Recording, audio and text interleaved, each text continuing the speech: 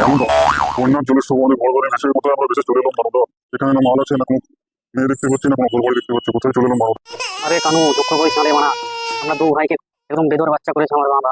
তুই জানিস আমরা দুই বেদর বাচ্চা যেখানে জানি আরে মানব, আমার মালটার কথা খুব মনে পড়ছে। মালটা আমি দিনে কত করে লাগাতাম, কিন্তু সেটা আমি আর পাবো না। সে মালও কোন জিনিসে চলে গেছে মানব। আমি কি করে থাকবো, মাল ছাড়া আমার না লাগালে যে আমার দিন বেরোয় না আমার করে।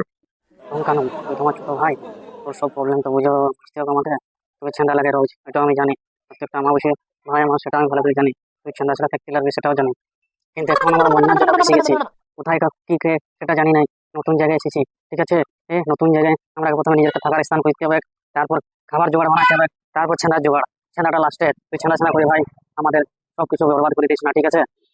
ঠিক আছে ভানু দাদা, সেটা বুঝলাম, কিন্তু আমার মালটাকে যে আমি অনেক লাগাতাম সেটা আমি বলতে পারছি না। ওরকম মালই আমার চাই খুব তাড়াতাড়ি। কেন তুমি জানো, আমি চুরি করতে গেলে চুরি কম করতাম, লাগাতাম বেশি। আরে বানা দাদার একটু সম্মানটা রাখ আনু, বদমানি বেটা। তোকে সবসময় ছেঁদা করে মরবি নাকি? চল সামনে কোনো গ্রাম পাইতে যাই, ঘুরে আসি।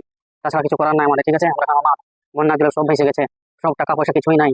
যা করোনা কাপড় আছে সেটাই আমাদের সম্বল। তো সামনের গ্রামে যদি কোনো সন্ধান পাই ভালো মুরগা তো দেখি।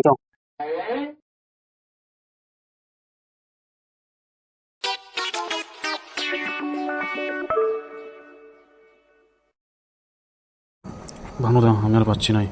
এই ঘরটাতে কোনো হেল্প চাও। হেঁটে হেঁটে আমার পুলির দিয়ে পানি বেরোচ্ছে, আর এনার দিয়ে রস বেরোচ্ছে। ভানুদা বাঁচাও, এই ঘরে কেউ আছে যদি হেল্প চাও। আরে থাম কানু থাম, চেষ্টা করছি। তুই আমার ছোট ভাই, একমাত্র সুধীর ভাই।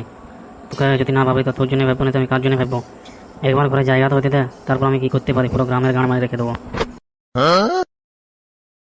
তোমরা কারা? তোমরা কোথায় গায়ে কোনোদিন দেখিনি এমন টাকলা পরা মাথাটা? গায়ে পরনে কেউ খালি কেউ নেট নেট গেঞ্জি, আবার হাফ প্যান্ট পরে খালি পায়ে। কোথা থেকে এসেছো তোমরা? কোথায় ঘর তোমাদের? আর কাকে বা খুঁজছো এখানে? আমরা দুজন ভাই, কানু আর ভানু, হারানো প্রতীক। আমাদের বন্যার পরে আমাদের জলে সবকিছু ভেসে গেছে, এমনকি আমাদের পুরো গ্রাম ডুবে গেছে। তো আমরা তো বন্যার জলে ভেসে এখানে উঠেছি এই কিনারায়। তো এই কিনারায় দেখলাম যে এই গ্রামটা পুরোটাই খুবই শান্তশিষ্ট। তাই এই ঘরটা দেখতে পেয়ে আমাদের পেটের জ্বালায় কিছু কাজ হবে এখানে। যদি কিছু কাজ হয় তো ঘরে কেউ গার্জেনের সাথে রাখো। দাদা, মনে হচ্ছে জোগাড় হয়ে গেছে আমার। আমার লুঙ্গির তলের সাপটা ঝাঁপাচ্ছে অনেক। তাড়াতাড়ি এখানে থাকার ব্যবস্থা করো, যা পারবি করো, দিমাগ লাগাও। আমাদের চুরির বিজনেসটা শুরু করতে হবে। আর আমার লুঙ্গির তলের সাপটা যে লাফাচ্ছে না, এই সাপটাকে স্তব্ধ করতে হবে, তাছাড়া থাকতে পারছি না আমি। চুপ রেন্ডা, এখন চুপচাপ থাক। একটু চুপচাপ থাক, বেশি গান পাকামি না করিয়ে চুপচাপ আমার পেছনে আমি কি করছি সেটা দেখতে থাক, ঠিক আছে। তোর দ্বারা এসব কিছু হবে না, কথা কওয়া তুই গুদের সাথে ডুবে থাক। মা শিলা, তুমি এখানে কি করছো? এই টাকলা দুটো মানুষের সাথে কি কথা করছো? তুমি ভিতরে যাও, আমি যা কথা বলার করছি। এখন দিনকাল ভালো নয়, তুমি তো জানো তো, বেশি কোনো অজানা মানুষের সাথে কথা বলতে নাই, নাহলে কখন কি করে দেবো তুমি বুঝতে পারবে। ঠিক আছে, আমি ভিতরে যাচ্ছি। আমি আর বাইরে থাকবো না, ভিতরে যাচ্ছি। বলো তোমরা কে, কোথা থেকে এসেছো? আমার ঘরের সামনে আমার মেয়ের সাথে কি করছিলে বলো। ওকে কাকু, আমাদের কাজ লাগবে। আমাদের ঘর বাড়ি সব বন্যায় ভেসে গেছে, আমাদের কাজ লাগবে। আমি আমার ভাই ভুকে দড়িয়ে বলছি, যদি কোনো কাজ থাকে তোমার কাছে তো কাজটা জোগাড় করে দাও আমাদের, আর আমাদের কোনো একটা থাকার ব্যবস্থা করে দাও। কাজ আর থাকার জায়গা? আমি তো একটা মেয়ে গেলে থাকি একা, আমি তো আমার ঘরে থাকতে দেবো না। তোমরা দুজন কখন কি করে ফেলবে জানি নাই। তোমাদের জন্য আমার ওই পাশে একটা ছোট রুম আছে, সেখানে তোমরা থাকতে পারো। আর নিজেরা যা কামাবে সেটা আমাকে ভাড়া হিসাবে দিয়ে দেবে কিছু টাকা। আর তোমরা যা পারো করো, আমাদের গ্রামে কাজ অনেক পেয়ে যাবে। আর হ্যাঁ, আমাদের গ্রামে কিন্তু জমিদার হও খুব রাগি, মাগিবাজি করো না। মাগিবাজি যদি ধরা পড়ো তো খুব বড় শাস্তি, এমনকি বানা কেটে পুলিতে ভরে দেবে। অনেক অনেক ধন্যবাদ দাদা তোমাকে। আর সবলে ভাইবো না, আমার ছোট ভাই কানু ও এত ভদ্র, মেয়েদের দিকে চোখ তুলে তাকায় নাই। আর আমি, আমার তো দাঁড়াই নাই।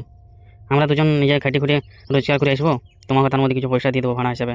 ধন্যবাদ দাদু, ধন্যবাদ কাকু। হ্যাঁ, তোমাদের ভালোর মতো কাকু দাদু বলতে হবে না। আমার নাম হচ্ছে লেবড়াশ্বর। আমাকে তোমরা যখন তখন নাম ধরে রাখতে পারো, লেবড়া কাকু। সবাই ভালোবেসে লেবড়া কাকু বলে, তো তুমি লেবড়া বলে রাখতে পারো, লেবড়া কাকু, ঠিক আছে। তোমরা যাও, দিয়ে গেলে দেখতে পাবে দরজাটা খোলা আছে, ছোট রুম, বেশি অসুবিধা হবে না। তোমরা সেখানে যেয়ে নিজে যা খুশি করো। আর জলের ব্যবস্থা করে দেবো, সব কিছু ব্যবস্থা করে দেবো আমি, ঠিক আছে। আজকে রাত্রে কম বের করো, কালকে থেকে তোমরা নিজের মতো কাজ খুঁজো, আর নিজের ব্যবস্থা নিজেরা করো।